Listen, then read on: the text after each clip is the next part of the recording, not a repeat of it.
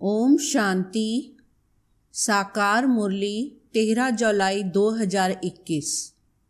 मीठे बच्चे, शिव बाबा को यह भी लालसा नहीं कि बच्चे बड़े होंगे तो हमारी सेवा करेंगे। वह कभी बूढ़ा होता नहीं। बाप ही है निष्काम सेवाधारी। प्रश्न: भोलानाथ शिव बाबा हम सब बच्चों का बहुत बड़ा ग्राहक है, कैसे? उत्तर: बाबा कहते, मैं इतना भोला ग्राहक हूँ जो तुम्हारी सब पुरानी चीज़ें खरीद कर लेता और उसके रिटर्न में सब नई नई चीज़ें देता हूँ। तुम कहते हो बाबा यह तन मन धन सब आपका है, तो उसकी एवज में तुम्हें ब्यूटीफुल तन मिल जाता है, अपार धन मिल जाता। गीत भोलेनाथ से निराला। ओम शांति। यह भक्ति मार्ग में गीत गाते हैं। जो भी गीत हैं सब भक्ति मार्ग के हैं। उनका भी अर्थ बाप समझाते हैं। बच्चे भी समझ जाते हैं कि भोलानाथ किसको कहा जाता है। देवताओं को भोलानाथ नहीं कहेंगे। गाया हुआ है, सुदामा ने 2 मुट्ठी अन्न की दी तो महल मिल गए, तो भी कितने समय के लिए? 21 जन्म के लिए। अब बच्चे समझते हैं कि बाप आकर के भारतवासियों को बरोबर हीरे जवाहरों के महल देते हैं। किसकी एवज में देते हैं? बच्चे कहते हैं बाबा यह तन मन धन सब आपका है, आपका ही दिया हुआ है। किसको बच्चा पैदा हुआ तो कहते हैं भगवान ने दिया। धन के लिए भी कहते हैं भगवान ने दिया। कहने वाले कौन हैं? आत्मा। भगवान अर्थात बाप ने दिया। बाप कहते हैं सब कुछ तुमको अब देना होगा। उसकी एवज में हम तुमको बहुत ब्यूटीफुल तन ट्रांसफ़र कर देंगे, अपार धन देंगे। लेकिन किसको देंगे? जरूर बच्चों को ही देंगे। लौकिक बाप से अल्पकाल के लिए धन मिला है। बेहद का बाप हमको बेहद का वर्षा देंगे। बाप समझाते हैं ज्ञान और भक्ति में रात दिन का फर्क है। भक्ति में अल्पकाल के लिए मिलता है। धन है तो सुख है। धन के बिगर मनुष्य कितने दुखी होते हैं। बच्चे जानते हैं बाबा हमको अथाह धन देते हैं, इसलिए खुशी होती है। सुख धाम में तो सुख की कोई कमी नहीं। हर एक को अपनी अपनी राजधानी है। उसको कहा जाता है पवित्र गृहस्थ आश्रम। तो बाप कितना भोला है। क्या लेते हैं और क्या देते हैं। कितना अच्छा ग्राहक है बाप। यूं भी बच्चों का तो बाप ग्राहक ही है।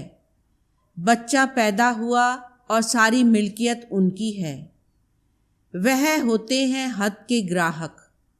यह है बेहद का भोलानाथ, बेहद के बच्चों का ग्राहक। बाप कहते हैं मैं परम धाम से आया हूँ। पुराना सब कुछ तुमसे लेकर नई दुनिया में तुमको सब कुछ देता हूँ। इसलिए दाता कहा जाता है।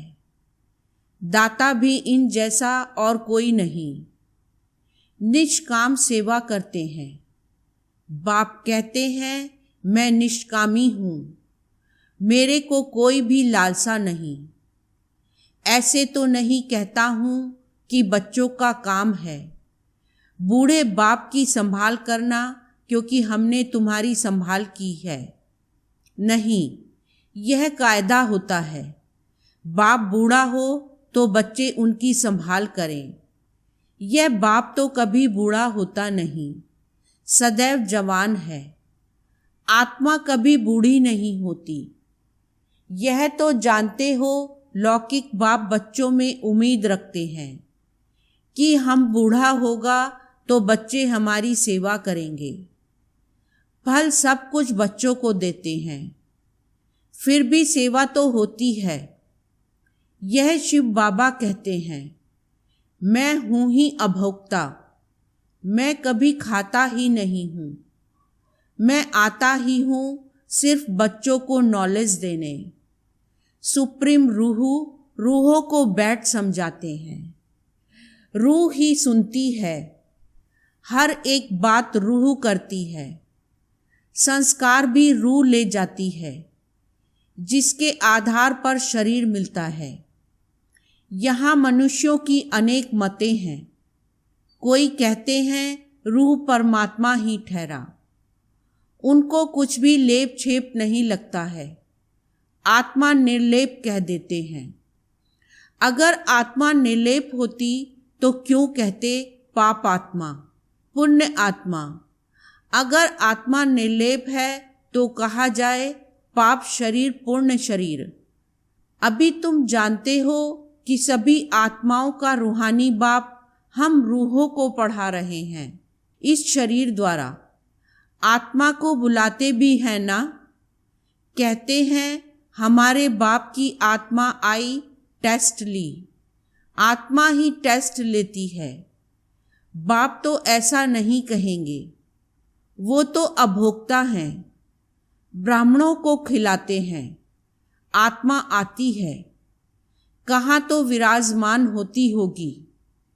ब्राह्मणों आदि को खिलाना भारत में कॉमन बात है। आत्मा को बुलाते हैं, उनसे पूछते हैं, फिर कई बातें उनकी सच्ची भी निकलती हैं। यह पितृ आदि खिलाना, यह भी ड्रामा में नूंद है। इसमें कोई वंडर नहीं खाना चाहिए। बाप नटशेल में ड्रामा के राज को बताते हैं। डिटेल तो इतनी ड्रामा की समझानी दे नहीं सकते, एक एक की समझाने में ही वर्ष लग जाए। तुम बच्चों को बड़ी सहज शिक्षा मिलती है। गाते भी हैं, हे पतित पावन आओ, आकर हमको पावन बनाओ। उनका नाम ही है पतित पावन। ब्रह्मा विष्णु शंकर को पतित पावन नहीं कह सकते हैं। बाप को ही पतित पावन लिबरेटर कहते हैं। दुख हरता सुख करता भी उनको ही कहा जाता है। वह है निराकार। शिव के मंदिर में जाकर देखो, वहाँ लिंग रखा है। जरूर चैतन्य था, तब तो पूजा करते हैं। यह देवता भी कभी चैतन्य थे, तब तो उन्हों की महिमा है। नेहरू चैतन्य में था, तब तो उनका फोटो निकाल महिमा करते हैं। कोई अच्छा काम करके जाते हैं तो उनका जड़ चित्र बनाए महिमा करते हैं। पवित्र की ही पूजा करते हैं। कोई भी मनुष्य की पूजा नहीं कर सकते। विकार से पैदा होते हैं ना, तो उनकी पूजा नहीं हो सकती। पूजा देवताओं की होती है, जो सदैव पवित्र होते हैं। तुम जानते हो बाप आया था, फिर अब संगम पर आया है स्वर्ग की स्थापना करने। फिर द्वापर से रावण राज्य शुरू होगा। रावण राज्य शुरू होने से झट शिव का मंदिर बनाते हैं। अभी तो चैतन्य में नॉलेज सुना रहे हैं। वह सत्य है, चैतन्य है, उनकी ही महिमा गाते हैं। निराकार को शरीर तो चाहिए ना, तो बाप ही आकर विश्व को हेवन बनाते हैं। उस हेवन में राज्य करने के लिए तुम पुरुषार्थ कर रहे हो। स्वर्गवासी तुम बन रहे हो।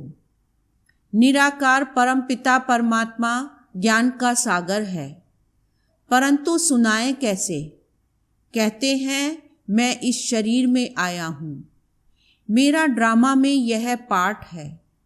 मैं प्रकृति का आधार लेता हूँ।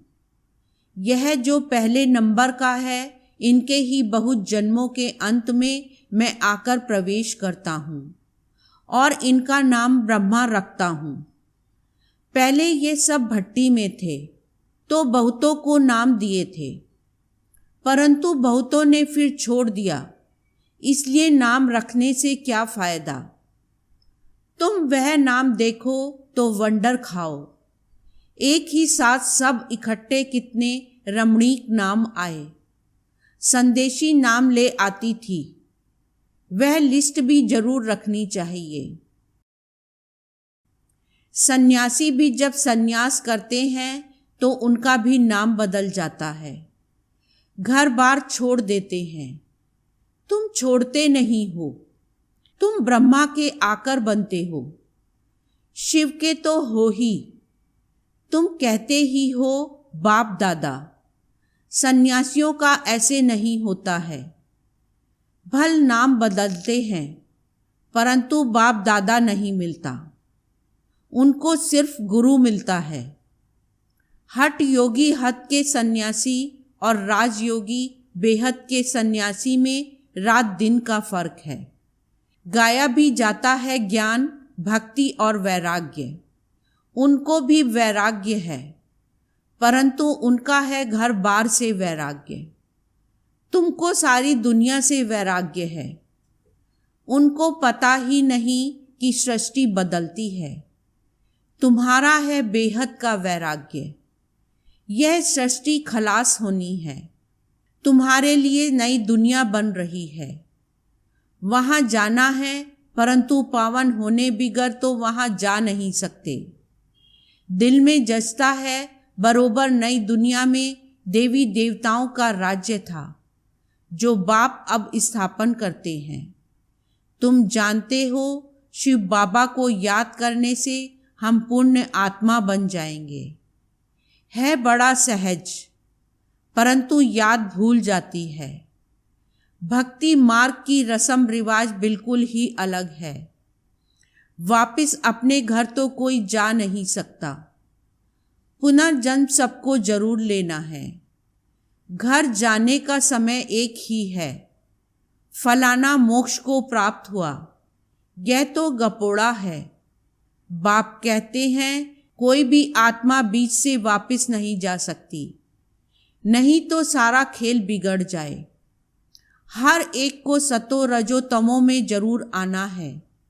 मोक्ष के लिए तो बहुत आते हैं। समझाया जाता है मोक्ष होता नहीं। यह तो अनादि बना बनाया ड्रामा है। वह कभी बदली नहीं हो सकता। मक्खी यहाँ से पास हुई, फिर 5000 वर्ष बाद ऐसे ही पास होगी।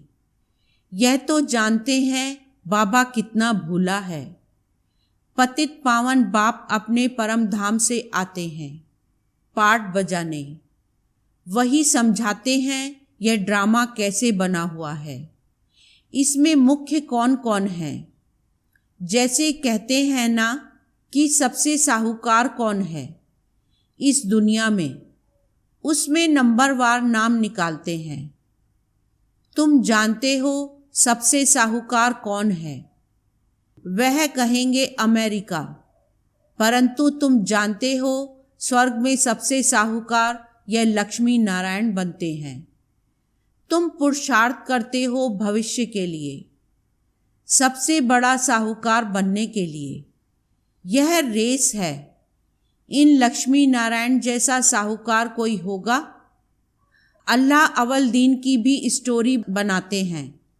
ठका करने से कुबेर का खजाना निकल गया। बहुत किस्म किस्म के नाटक बनाते हैं। अभी तुम्हारी बुद्धि में है। यह शरीर छोड़ स्वर्ग में जाएंगे। हमको कारून का खजाना मिलेगा। बाप कहते हैं मुझे याद करने से माया एकदम भाग जाएगी। बाप को याद नहीं करते तो माया फिर तंग करती है। कहते हैं बाबा हमको माया के तूफान बहुत आते हैं। अच्छा, बाप को बहुत प्यार से याद करो तो तूफान उड़ जाएंगे। बाकी नाटक आदि बैठ बनाए हैं। बात है कुछ भी नहीं। बाप कितना सहज बताते हैं। सिर्फ बाप को याद करो तो तुम्हारे में जो अलाय है वह निकल जाएगी और कोई तकलीफ नहीं देते हैं। आत्मा जो पवित्र सच्चा सोना थी वह अब झूठी बन गई है, फिर सच्ची बनेगी इस याद अग्नि से। आग में डालने बिगर सोना पवित्र हो ना सके। तो इसको भी योग अग्नि कहते हैं। है याद की बात, वो लोग तो अनेक प्रकार के हठ योग सिखलाते हैं। तुमको तो बाप कहते हैं उठते बैठते याद करो। आसन आदि कहाँ तक तुम लगाएंगे? यह तो चलते फिरते काम करते याद में रहना है। भल बीमार हो तो यहाँ लेटकर भी बाप को याद कर सकते हो। शिव बाबा को याद करो और चक्र फिराओ, बस। उन्होंने फिर लिखा है, गंगा का तट हो अमृत मुख में हो। गंगा के किनारे तो गंगा जल ही मिलता है, इसलिए मनुष्य हरिद्वार में जाकर बैठते हैं। बाप तो कहते हैं तुम कहाँ भी बैठो, भल बीमार हो, सिर्फ बाप को याद करो। स्वदर्शन चक्र फिराते रहो, तब प्राण तन से निकले। यह प्रैक्टिस करनी पड़े। उस भक्ति मार्ग की बातों में और इस ज्ञान मार्ग की बातों में कितना रात दिन का फर्क है। बाप की याद से तुम स्वर्ग के मालिक बन जाएंगे। वह तो लड़ाई वालों को कहते हैं जो युद्ध के मैदान में मरेगा वह स्वर्ग में जाएगा। वास्तव में युद्ध यही है। उन्होंने कौरवों पांडवों का लश्कर दिखाया है। महाभारत लड़ाई हुई, फिर क्या हुआ? रिजल्ट कुछ भी नहीं, बिल्कुल ही घोर अंधियारा है। कुछ भी समझते नहीं, इसलिए अज्ञान अंधियारा कहा जाता है। बाप फिर रोशनी करने आया है। उनको ज्ञान का सागर नॉलेजफुल कहा जाता है। अभी तुमको भी सारा ज्ञान मिला है। वह है मूल वतन, जहाँ तुम आत्माएं रहती हो। उनको ब्रह्मांड भी कहा जाता है। यहाँ रुद्र यज्ञ रचते हैं, तो बाप के साथ साथ तुम आत्माओं की भी पूजा करते हैं, क्योंकि तुम बहुतों का कल्याण करते हो। बाप के साथ तुम भारत की खास और दुनिया की आम रूहानी सेवा करते हो, इसलिए बाप के साथ तुम बच्चों का भी पूजन होता है। अच्छा, मीठे मीठे सिकीलेदे बच्चों प्रति माता पिता बाप दादा का याद प्यार और गुड मॉर्निंग। रूहानी बाप की रूहानी बच्चों को नमस्ते। रूहानी बच्चों की रूहानी बाप को नमस्ते। धारणा के लिए मुख्य सार। फर्स्ट पॉइंट, माया के तूफानों को भगाने के लिए बाप को बहुत बहुत प्यार से याद करना है। आत्मा को योग अग्नि से सच्चा सच्चा सोना बनाना है। सेकंड पॉइंट, बेहद का वैरागी बन इस पुरानी दुनिया को भूल जाना है। दुनिया बदल रही है, नई दुनिया में जाना है, इसलिए इससे संन्यास ले लेना है। वरदान, ज्ञान की पॉइंट्स को हर रोज रिवाइज कर समाधान स्वरूप बनने वाले बेगमपुर के बादशाह भव। सार, ज्ञान की पॉइंट्स जो डायरियों में अथवा बुद्धि में रहती है उन्हें हर रोज रिवाइज करो और उन्हें अनुभव में लाओ, तो किसी भी प्रकार की समस्या का सहज ही समाधान कर सकेंगे। कभी भी व्यर्थ संकल्पों के हैमर से समस्या के पत्थर को तोड़ने में समय नहीं गवाओ। ड्रामा शब्द की स्मृति से हाई जंप दे आगे बढ़ो, फिर ये पुराने संस्कार आपके दास बन जाएंगे। लेकिन पहले बादशाह बनो, तख्त नशीन बनो। स्लोगन, हर एक को सम्मान देना ही सम्मान प्राप्त करना है। ओम शांति।